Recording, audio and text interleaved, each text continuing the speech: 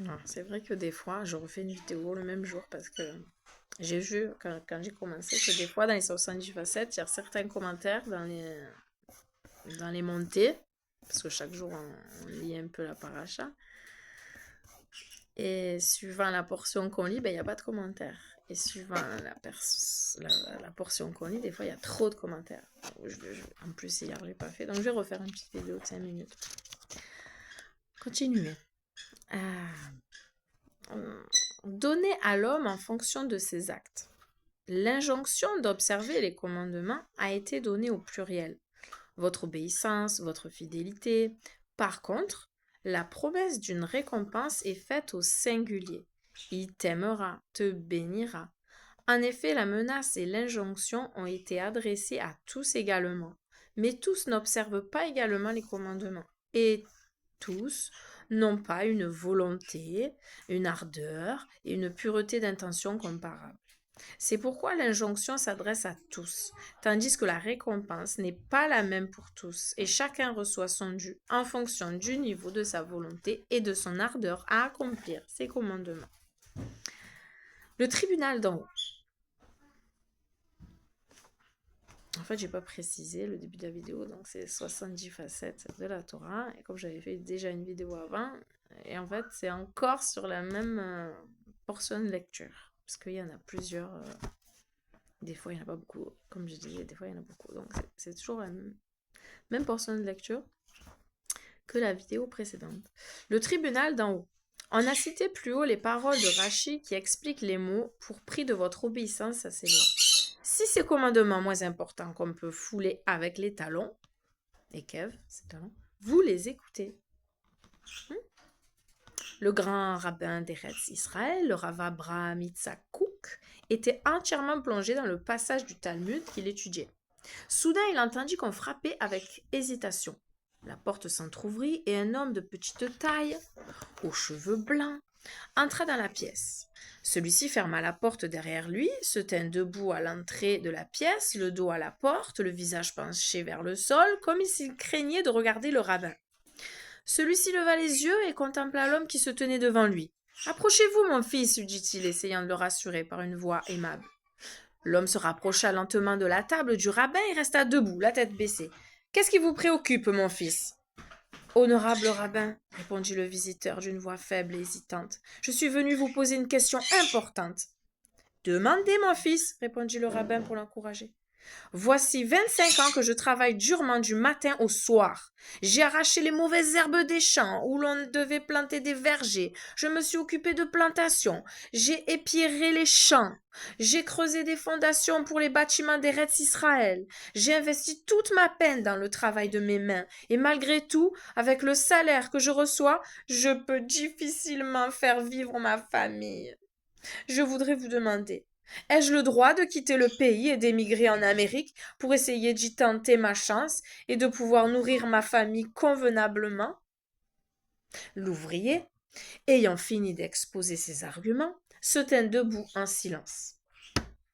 Le Rav Kook resta assis en silence pendant plusieurs minutes. Puis, se levant soudain, il désigna à l'homme la chaise qu'il venait de quitter et lui dit « Asseyez-vous ». Effrayé, le visiteur se mit à bégayer. Un étranger ne peut pas s'asseoir sous la chaise d'un honorable rabbin. Asseyez-vous, lui ordonna de nouveau le rabbin. À petits pas hésitants. Bon, allez, moi je pleure vite, hein. C'est pour ceux qui me connaissent. Je pleure facilement. Asseyez-vous, lui ordonna de nouveau le rabbin.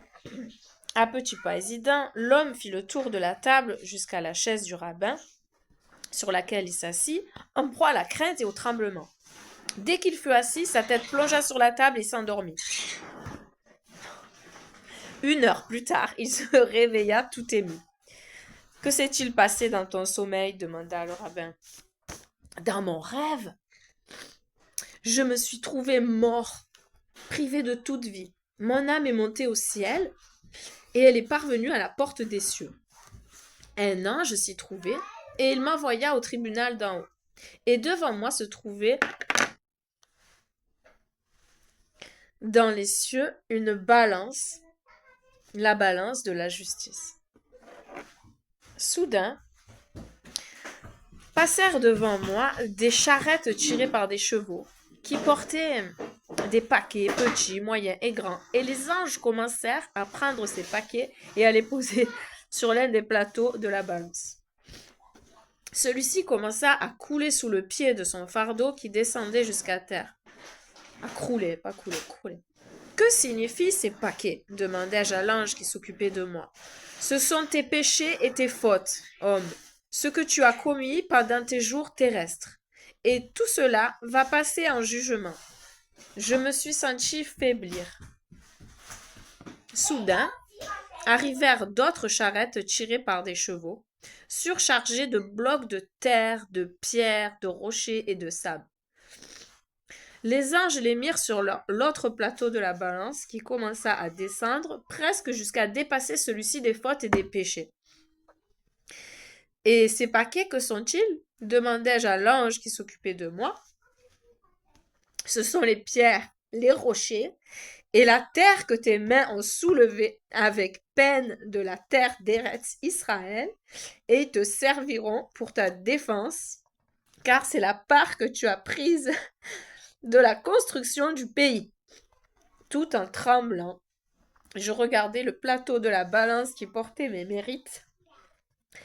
Et voici qu'il descendit lentement petit à petit, ce qui entraîna le soulèvement du plateau des dettes. Soudain, le plateau des mérites se trouva si bas qu'il ne restait qu'une distance minuscule pour qu'il se trouve au-dessous de celui des dettes.